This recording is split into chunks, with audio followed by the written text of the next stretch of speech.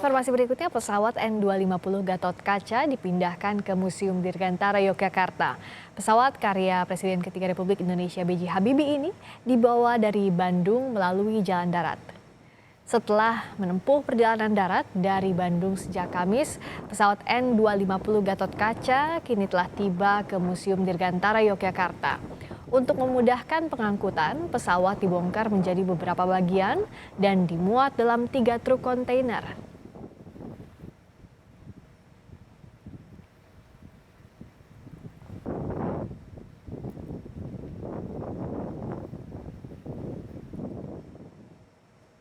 Rencananya pesawat karya Presiden ketiga RI B.J. Habibie ini akan kembali dirakit pada Sabtu pagi besok dan dipajang di halaman depan museum sebagai koleksi ke-60. Pesawat dengan panjang 27 meter dan rentang sayap 28 meter ini sengaja diletakkan di bagian depan museum sebagai simbol penghargaan atas karya-karya putra bangsa Indonesia.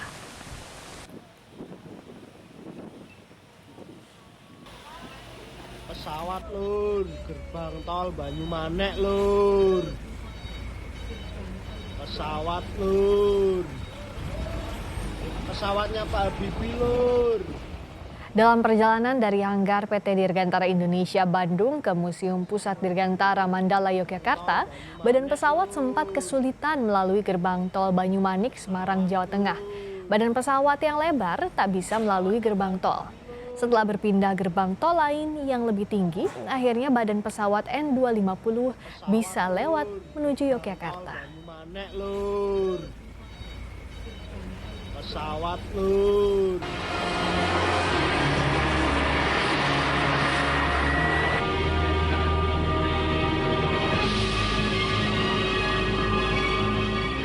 Bandung, 10 Agustus 1995 silam, jadi momen paling membanggakan bagi rakyat Indonesia.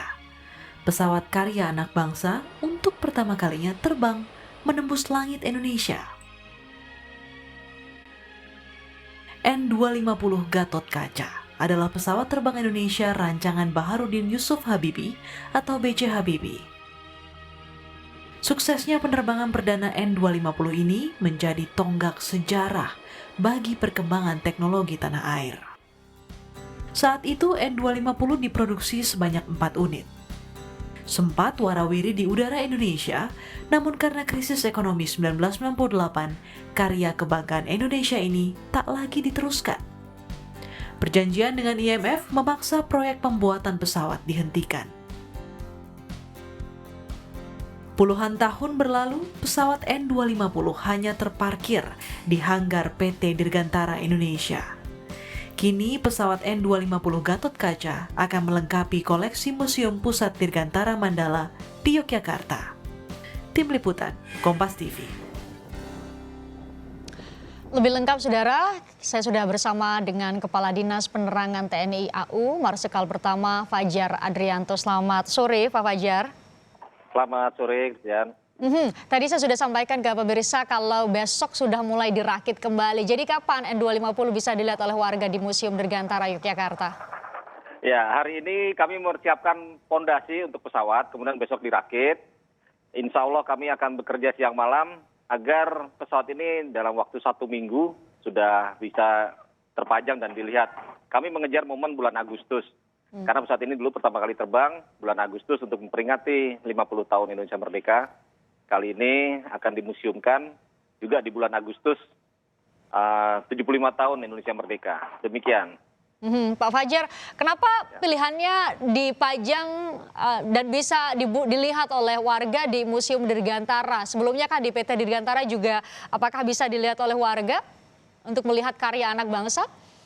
Ya, jadi pemindahan pesawat dari PT DI ke Museum Pusat Dirgantara Mandala di Jogja ini adalah ide dari Panglima TNI, Marsikal Hadi Cahyanto saat itu menjabat Kasol, karena dengan tujuan agar di sini lebih dilihat oleh masyarakat. Karena museum adalah salah satu destinasi wisata di Yogyakarta. Kami mengoleksi 59 pesawat dan akhirnya dengan kedatangan N250 ini pesawat ke-60 koleksi kami. Kami akan pajang di depan karena ada salah satu pesawat kebanggaan dari bangsa Indonesia. Satu-satunya pesawat yang buatan Indonesia yang ada di museum ini. Dengan demikian nanti masyarakat bisa menonton ataupun bisa menikmati, bisa masuk ke pesawat ini. Akan kami rakit sedemikian rupa dengan baik. Demikian. Itu kabar baik bagi setidaknya warga Yogyakarta Ya. bisa langsung foto-foto dan diunggah di media sosial kalau zaman sekarang, Pak Fajar. Pak Fajar, Ya, betul. N250 terkenal canggih di zamannya. Mungkin Pak Fajar bisa kembali menceritakan kepada kami semua untuk sama-sama kita bangga sama karya anak bangsa. N250 ini seberapa canggih sih? N250 tahu kami di tahun 95 pertama kali terbang dan juga pernah ikut beberapa kali air show di Eropa, salah satunya yang terkenal adalah Paris Air Show. Pesawat ini memang canggih, kenapa kami bilang canggih? Karena sistem kemudinya sudah menggunakan fly by wire atau menggunakan sensor-sensor elektronik. Kemudian yang kami lihat instrumen di dalam kokpit itu sudah digital.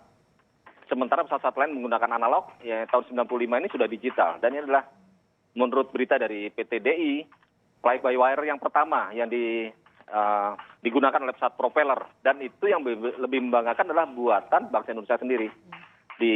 Diprakarsai oleh Bapak B.J. Habibie saat itu dan diproduksi oleh IPTN. Nanti mungkin setelah ini langsung bisa banyak sekali di mesin pencari di internet akan semakin banyak yang cari sejarah N250. Pak Fajar, kemarin kan saya juga tadi sudah tayangkan ke pemirsa di tol, di salah satu pintu tol di Semarang sempat kesulitan, sudah dipastikan tidak tidak menyebabkan kerusakan di badan pesawat, Pak Fajar kemarin? Tidak, jadi kami sudah menghubungi pihak Jasa Marga, kami dibantu oleh Jasa Marga dan juga kepolisian, Polda-Polda yang kami lewati juga membantu untuk mengirim pesawat ini sampai tujuan. Di salah satu pintu tol kemarin memang ada yang agak sempit, sehingga kami pindahkan ke pintu tol yang lebih lebar. Kemudian ada satu lagi yang pintu tolnya terlalu pendek sehingga sayap belakang, ekor yang belakang itu hampir nyangkut di atas. Untuk keselamatan ini kami tidak ambil risiko. Kami kempeskan itu ban truk supaya dia lebih turun sehingga bisa lewat dari pintu gerbang itu. Setelah lewat pintu gerbang baru kita pompa lagi bannya. Ya demikian kendala-kendalanya. Tapi kami di perjalanan dibantu oleh aparat di lapangan.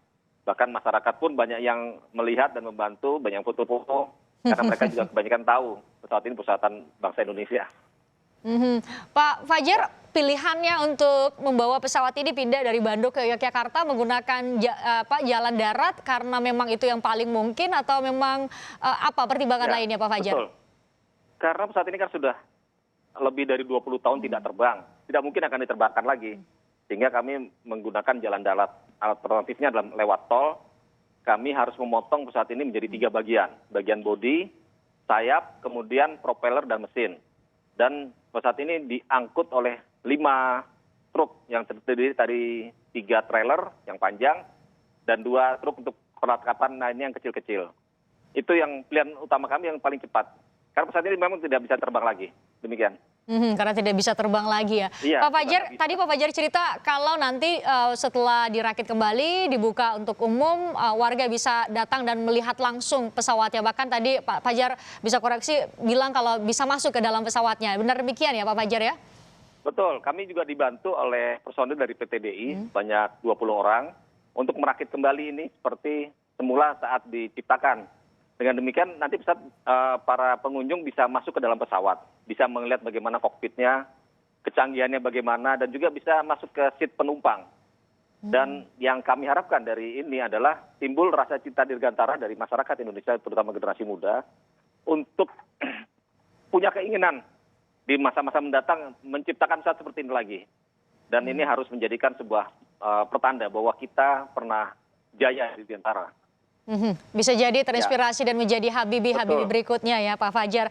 Pak Fajar, kita tunggu yang nanti viral di media sosial, nanti warga Yogyakarta atau siapapun yang bakal berwisata di Yogyakarta bisa foto-foto, bisa masuk ke pesawat kebanggaan kita semua. Terima kasih Marsikal Pertama Fajar Adrianto, Kepala Dinas Penerangan TNI AU sudah bergabung bersama kami di Kompas Petang.